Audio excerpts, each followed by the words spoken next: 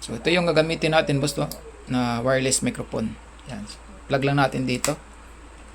So yan, naka-on na siya. Tapos ito yung ating mic. So on ko lang. Yan.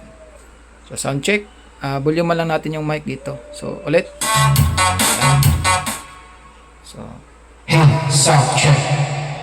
Yun ang lakas. So mas maganda din yung kanyang quality mga boss na. Yan mic check, sound. So pwede pa natin itong i-adjust yung ating boses depende dun sa ating mga amplifier, no? So ma-adjust naman natin yung kanyang bass tsaka yung kanyang treble. Yan. So wala pa yung enclosure mga boss, kaya ganyan po yung kanyang boses, no? So pag meron na yung mga enclosure, lahat yan. So mas gaganda pa itong ating boses, no? Yung kanyang mic. Yan. So dito meron tayong effects. Pwede natin itong hinaan mga boss. Sound check. So tanggalin natin yung effects.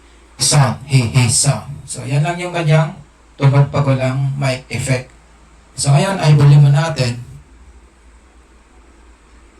Check, sound. Yan.